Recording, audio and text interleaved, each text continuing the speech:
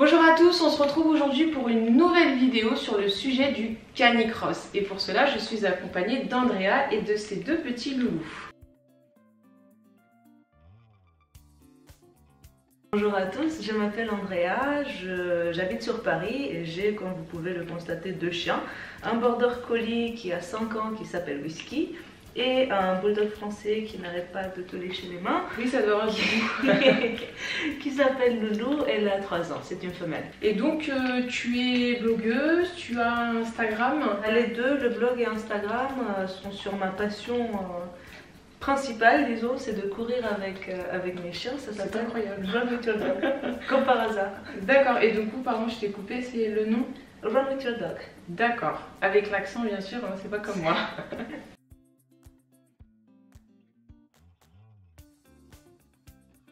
Alors donc du coup le sujet de la vidéo, est-ce que tu peux nous expliquer, je vais y arriver, ce qu'est le canicross?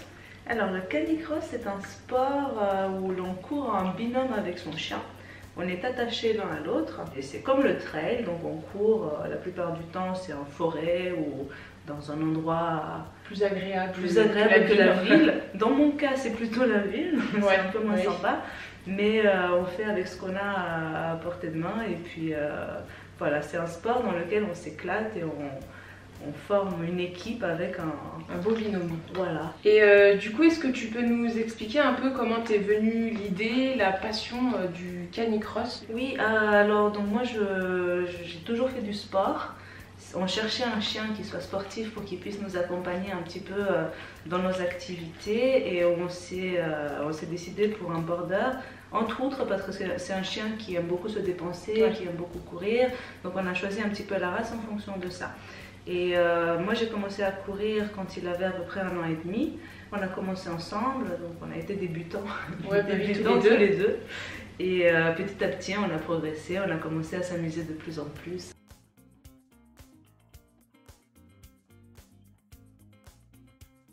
Alors, on va voir un petit peu maintenant le matériel nécessaire parce qu'il faut bien être équipé, que ce soit le chien ou nous, pour faire du canicross. Est-ce que tu peux nous présenter dans un premier temps comment tu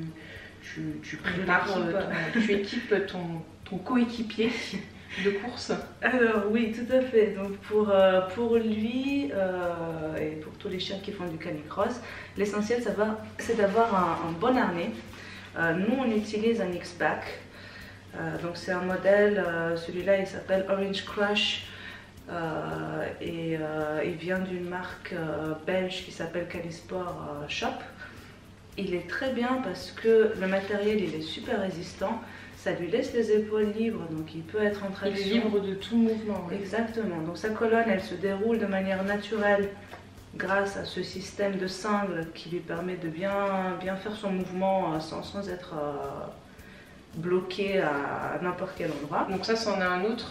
Exactement, et c'est toujours avec ce système de X sur le dos. C'est plus ou moins les mêmes formes en fait. Exactement. Il est cool celui-là? Oui, il est pas mal, il est joli. Il est beau. Et parce qu'on aime bien quand même. Ah bah oui, il faut la sortir à sa tenue. Un minimum. Oui. Andrea a vraiment acheté ce matériel en fonction de son chien, en fonction de sa race et de sa morphologie. Et ça, c'est quelque chose de vraiment important. Donc là, on vous parle vraiment du canicross globalement. Et on vous présente forcément le matériel qu'elle a pour son chien. Mais avant de vous lancer pour acheter le harnais de votre chien, renseignez-vous, que ce soit, je pense, même les sites internet, les personnes sont assez disponibles pour discuter. Tu es aussi disponible sur Instagram, bien sûr. Du coup, peu importe, même sur Facebook aussi. Oui, tout à fait. Donc, faut vraiment, voilà. Donc n'hésitez pas à vraiment regarder en fonction de la morphologie et la race de votre chien le harnais qui est adapté. Nous aussi, il faut qu'on soit attaché. Tout à fait, tout à fait. Donc du côté de l'humain, ce que je recommande le plus, alors ça s'appelle un harnais. On est sur le même principe que sur c'est ce que j'appelais un baudrier, c'est ça? Oh mon dieu, mais c'est ça. C'est ça, c'est baudrier. C'est un baudrier. Ça s'appelle un baudrier. Voilà, c'est le même principe que pour les sports d'escalade. On fait passer ses jambes à travers ses sangles et on est tiré quelque part au niveau des lombaires. Donc c'est plus pratique qu'une ceinture parce que moi j'en utilise parce que je suis vraiment fan des ceintures et que mon chien il donne pas beaucoup d'à-coups. La ceinture, c'est tout simple, ça se fixe autour du Il n'y a pas dos. cette fixation au niveau des jambes du coup, Exactement. sous les fesses. Ouais. Donc du coup, il y a du jeu et ça tire directement sur les lombaires, ce qui peut faire mal. Toute la pression du fait que le chien il tracte, elle ne vient pas impacter sur la colonne vertébrale. Donc nous aussi, on peut avoir des mouvements qui sont beaucoup plus fluides et moins d'à-coups. Ouais, je trouve ça vraiment super agréable, effectivement, le baudrier. Alors, nous, on est équipés, notre chien, il est équipé. Maintenant, il faut qu'il y ait quelque chose quand même qui nous relie, histoire de ne pas voir son chien partir au loin. Alors, ce sont les longes qui doivent impérativement avoir soit une partie élastique, soit être complètement élastique, comme celle-là. Donc ça, c'est pour éviter les chocs, les exactement, ouais, c'est pour qu'au moment où le chien démarre à pleine vitesse, on ne soit pas emporté directement et qu'on puisse tomber. Donc il y a plusieurs types de modèles. Il y a ceux où on a justement une seule partie élastique, les autres étant rigides. On en a qui ont aussi des poignées. Donc ça c'est très pratique quand le chien par exemple on doit le retenir. Elle est cool celle-là. Elle est pas mal, ouais. Tu l'as acheté où celle-ci du coup? Celle-là ça vient de chez Doctao. Ah oui, c'est une marque. Voilà. C'est une marque italienne qui l'a lancée il n'y a pas très longtemps, donc on la teste là en ce moment. Et c'est plutôt agréable au toucher. Oui, moi quand on a acheté une, du coup moi j'ai tout acheté sur Fenrir. Oui. C'est ça, hein, oui. Que je le prononce bien. Voilà. Et bon, la livraison super rapide. Je trouve que le matériel il est vraiment de qualité. Et du coup j'en ai pris une donc à peu près pareille. Et j'ai sélectionné du coup une. Alors j'ai pas double poignée. D'accord. Et je trouve que c'est pas mal du tout d'avoir deux poignées. Mais j'en ai pris au moins une et c'est la même que celle-ci. Donc là où le chien est attaché, on peut l'arrêter parce que pour croiser les chiens, moi par exemple j'ai des Akita et ça peut être plus ou moins houleux un croisement de chiens. Et du coup j'ai pu prendre Yume directement vraiment au pied grâce à cette poignée. Alors donc on a vu tout le matériel qu'il faut acheter et on va faire une toute petite partie sur ce qu'il ne faut surtout pas utiliser pour courir tout simplement avec son chien. Tout à fait, il y a des choses à éviter, oui tout à fait. Comme les colliers étrangleurs, les colliers à pic, tout ce qui étrangle, en fait, tout ce qui étrangle le chien en plein effort. Et les colliers tout simplement. Les colliers, on ne court pas avec son chien. Il faut arrêter d'utiliser ça. Et aussi les harnais type Julius K9 qui ah oui c'est bien, vous avez vu, elle dit canine, parce que moi je dis K9 à la française. Donc Julius K9 qui sont... oui parce que c'est canin. Non, oui, non, mais tu le dis très bien, c'est moi qui le dis pas bien en fait. Pas sûr. Et donc qui ont la bande. La bande qui passe juste devant les épaules et qui laisse pas le chien faire le mouvement ils sont pas libres de mouvement. Ils sont pas, du coup j'ai fait une vidéo sur les harnais et c'est ce que j'ai relevé en défaut même pour la marche de tous les jours sur les harnais type Julius Canine. Maintenant j'ai rien à dire. Et les animalins et tous ceux qui ont la même forme en fait, la bande qui doit normalement... Enfin, c'est mieux quand ton cou elle est verticale et non horizontale et qui vient se poser devant les épaules. Même pour la marche, je vais vous montrer celui que j'ai pour la marche et que j'utilise sur la petite. Il laisse justement les épaules libres, donc le chien il peut bouger, il n'a pas une barre qui lui bloque les omoplates. Ouais, ça vient prendre juste au niveau un peu du cou, ça remonte au niveau un peu du cou et puis du coup les épaules elles sont vraiment libres de tout mouvement.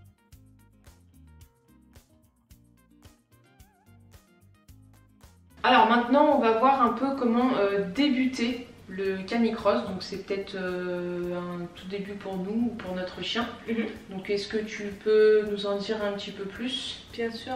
Je vais vous parler de mon cas concret. Nous on a commencé quand Whisky avait déjà 1 an et demi, donc il était en pleine forme, il avait beaucoup d'énergie.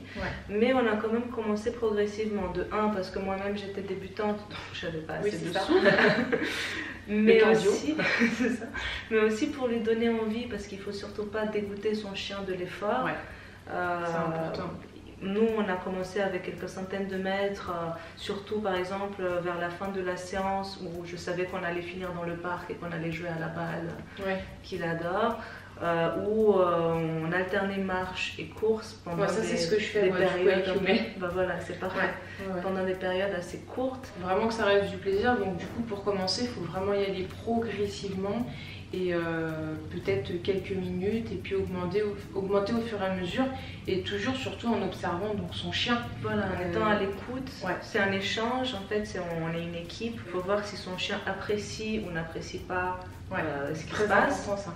Voilà, et s'il s'éclate, ça on va le voir assez rapidement. Oui, effectivement, moi par exemple, si je prends l'exemple de Yuki et Yume, alors petite parenthèse, l'Akita, il n'a pas la morphologie pour tracter, donc juste, on en reparlera un petit peu plus tard, mais l'Akita n'est pas forcément fait pour courir. Après, il y en a qui le font quand même, et au cas par cas. Moi, par exemple, clairement, Yuki, il y a des moments où dans la balade, je fais la con, je dis allez, on court. Je le vois, il est là, il me regarde, il suit, mais il suit quoi. Il y a rien qui se passe. C'est limite, c'est pas s'il me regarde, bon bah je te suis, mais faudrait peut-être que je m'occupe de faire mes pipis moi. Donc je vois clairement que ça l'intéresse pas, qu'il n'y a aucun plaisir. Alors que Yume, donc mon américaine, déjà pour une Akita, elle est assez speed. Et clairement, je vois qu'elle kiffe ça quoi. Je me mets à courir, elle part au quart de tour. Enfin, il suffit que j'accélère un peu le pas, elle est déjà là au taquet. Et quand je cours, je vois qu'elle donne en fait. Elle donne et elle aime ça. Et je pense que c'est vraiment important. Bon, moi qui suis pas vraiment dans le canicross, mais ça me semble super important et peut-être qu'il y en a qui oublient de regarder si c'est un plaisir et si c'est une envie de courir chez son chien. Et de prendre du recul et d'observer son comportement, hein, tout simplement. Oui, bah, je suis tout à fait d'accord. Et des fois, on peut être surpris dans les deux sens. Moi, par exemple, il m'arrive de courir avec la bulldog. Qui est pareil, une race qui n'est pas du tout adaptée pour le sport en général. Ouais, mais c'est toi qui t'adaptes à elle, à ses besoins, etc. Donc les distances sont forcément beaucoup plus courtes. Oui, bah, j'imagine. L'intensité, tu cours moins vite toi aussi, je pense. Oui. Mais je sens que ça lui plaît et qu'elle est vraiment... elle passe un bon moment. Ouais, il faut que ça reste un plaisir, qu'on fasse en fonction du chien, en fonction de la race. Il faut s'adapter tout à fait à chacun en particulier.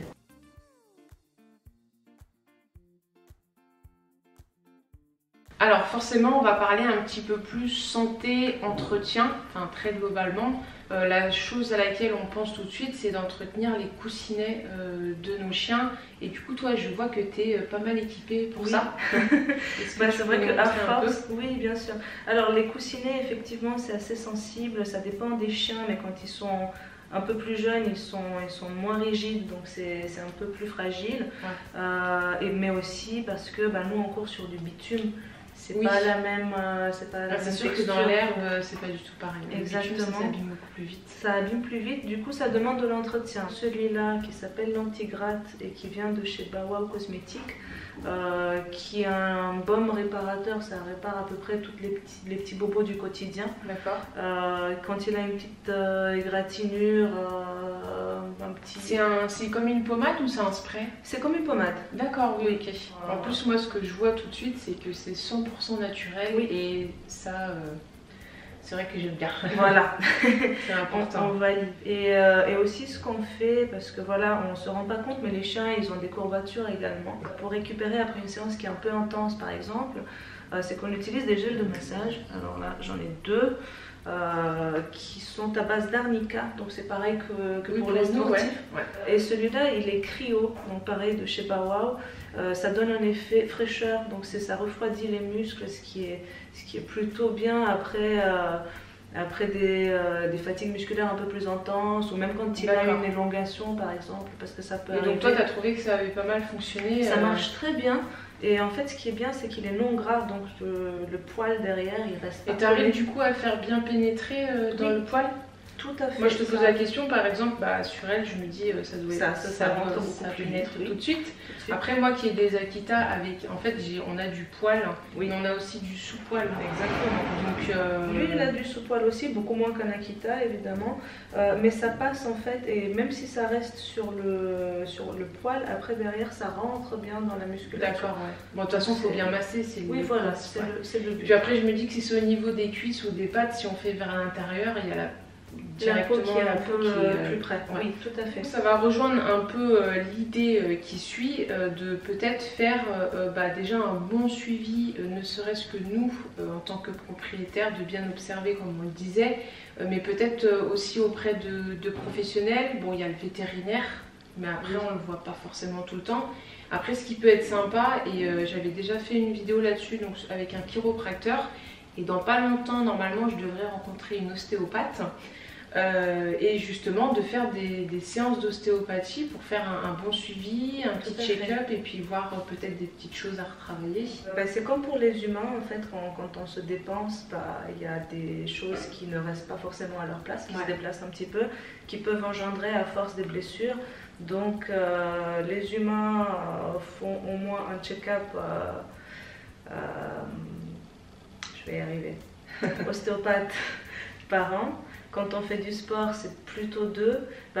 Pour les chiens qui font du sport, c'est pareil. C'est 2 séances d'ostéopathe par an. Donc après, il y a des choses qui sont un peu plus logiques, mais on va quand même en parler. Peut-être au niveau de l'alimentation, moi je dirais qu'un chien qui va beaucoup se dépenser va peut-être un peu plus manger, ou peut-être avec une alimentation un peu plus spécifique. Entre les deux, déjà, bon, j'ai une différence de poids, mais j'ai surtout une différence d'activité physique. Ouais. Loulou c'est plutôt un chien de canapé, donc son sport ça se voit. Elle aime bien, alors que lui, là je suis enceinte, mais en temps normal on court au moins 3-4 fois par semaine. C'est un chien qui va avoir un régime alimentaire beaucoup plus protéiné déjà, et une quantité plus importante. Nous on voit ça, je pense que c'est du cas par cas. Moi je vois ça avec son vétérinaire qui nous conseille un petit peu en termes de quantité, qu'est-ce qu'il faudrait il faut vraiment avoir un suivi avec son vétérinaire. Bien sûr. Et un peu plus de carbohydrates également, parce que ils ont besoin d'avoir de la source d'énergie. Ouais, comme ils se dépensent beaucoup. C'est ça. Et puis la deuxième chose qui est logique, c'est de bien hydrater son chien. Oui, l'hydratation c'est vachement important. C'est vrai que des fois on n'y pense pas, mais dès qu'on dépasse 5 km à peu près avec son chien, il faut lui proposer à boire. Nous sur les sorties longues, ça nous arrive d'enchaîner, je sais pas, 15-20 km. Je m'arrête régulièrement pour lui donner à boire parce que... Tu fais que de la course sur ces 15... Non, tu fais balade et course. Ça m'arrive de faire que de la course. Oh là là, quelle sportive. Moi, ça me... C'est pour les prépa marathons. Je suis déjà fatiguée avec du penser, tu vois.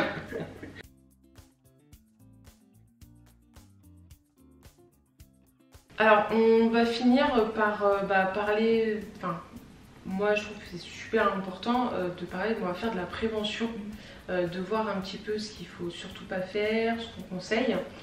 Bon, on en a déjà fait dans la vidéo, vous avez vu un peu à chaque fois, à chaque thème, on a vraiment pris soin de le faire. Dans un premier temps, le fait de tout simplement pas courir avec un chiot. Bien sûr. Et de peut-être attendre que la croissance soit terminée. Tout à fait. Alors ça, c'est le point essentiel quand on débute, quand on a un chien et qu'on a vraiment très envie de s'y mettre rapidement. Il faut éviter de courir avant ces 9, 10 mois, 1 an, ça dépend des races. Après c'est vrai que ça dépend des races de chiens. Par exemple moi l'Akita, c'est un chien déjà qui est lourd, surtout l'Akita américain. C'est des chiens qui sont lourds, qui grandissent très vite, qui poussent très vite.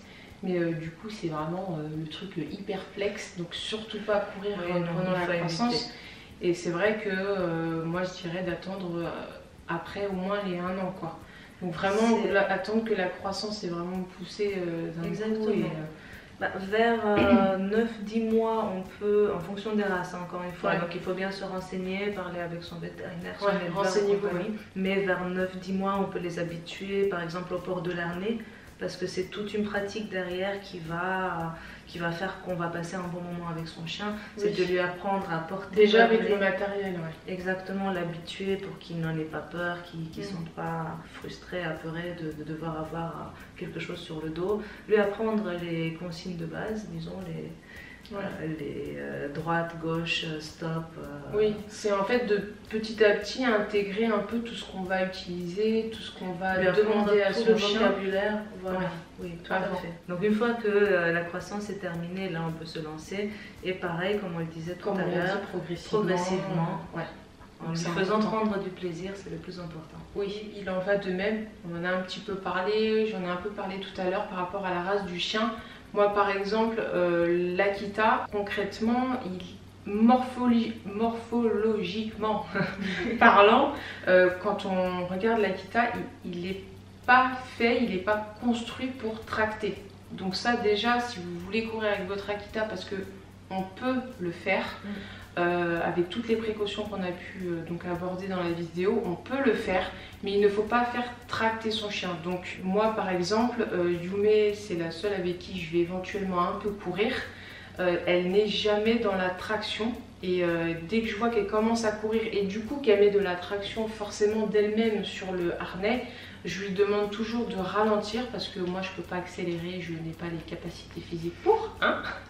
Donc je lui demande tout simplement d'y aller plus doucement, elle va ralentir et la laisse, elle est jamais vraiment tendue en fait, hein. Elle est bien flex.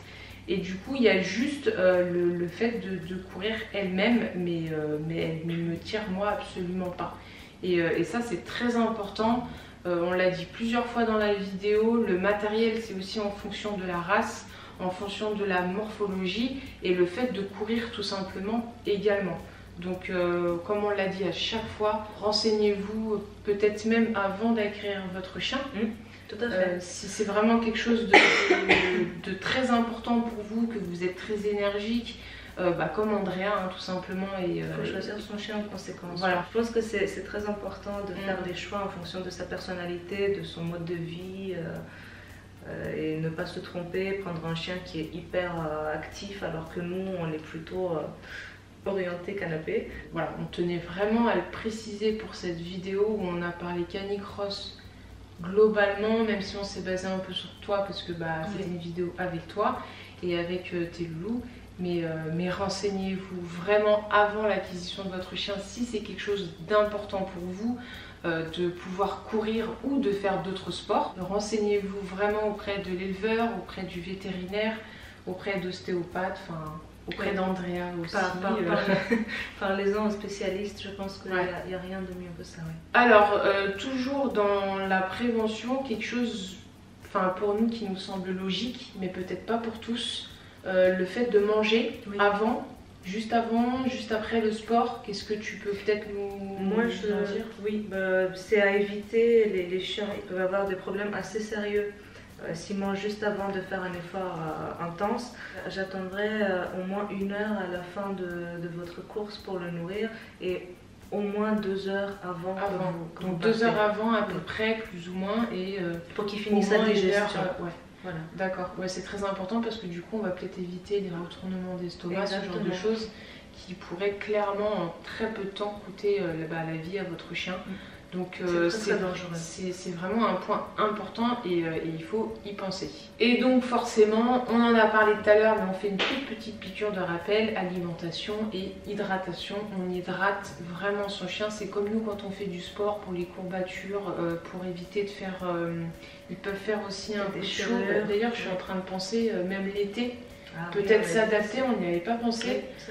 L'été, si vous voulez continuer à courir avec votre chien, vous allez beaucoup vous hydrater, donc il faut beaucoup hydrater votre chien. Et l'été, peut-être y aller un peu plus mollo. En été, c'est déconseillé de courir avec son chien au-dessus de 20 degrés. D'accord. Une fois qu'il fait plus de 20 degrés, moi je le fais pas. D'accord. Déjà parce que voilà, le mien il a beaucoup de poils donc ça tient chaud. Et aussi, mais pour les courses officielles, on les organise jamais quand il fait plus de 20 degrés. On les organise très tôt, avant le lever du soleil. En été, moi je cours très tôt. D'accord. Ou très tard. Ou très tard, ouais. Voilà.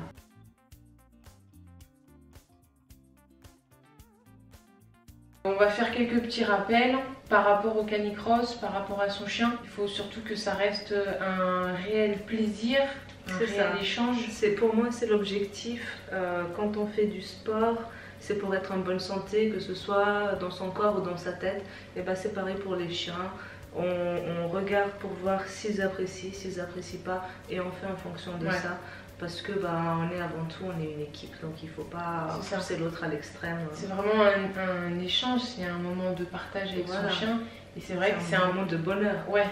Enfin, moi, c'est un peu un moment de souffrance pour moi. Au début, c'est comme ça. Encore. Mais c'est vrai que quand je vois par exemple Yumi qui adore ça, il se passe quelque chose. Et c'est vrai qu'il faut que ça soit vraiment un échange avec son chien, il faut que ça reste agréable. Bon comme on l'a dit, bien choisir son matériel, que ce soit pour son chien, pour nous et pour relier les deux membres de la course.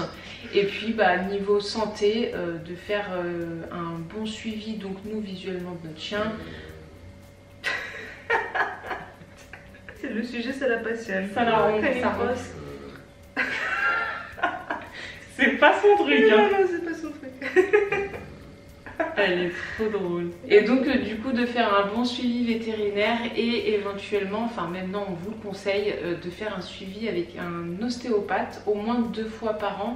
Bon voilà, je pense qu'on a fini pour cette vidéo, on a un peu parlé de tout. Alors dans le doute, s'il y a des choses que vous voulez ajouter, vous pouvez le faire en commentaire sous la vidéo. Vous pouvez commenter la vidéo en dessous si vous voulez débuter vous aussi le canicross, peut-être des informations complémentaires parce que quand on se filme c'est pas forcément simple, et puis de contacter, d'aller jeter un petit coup d'œil sur ton forum. Tu peux redonner un petit peu les noms? Oui, alors sur Instagram, forum, blog, pardon. Sur Instagram c'est Run With Your Dog. Et le blog c'est runwithyourdog.com. N'hésitez pas, il y a plein de super articles sur son blog et puis même également sur son Insta avec des jolies petites photos de ces 2 petites boules de poils qui sont juste adorables.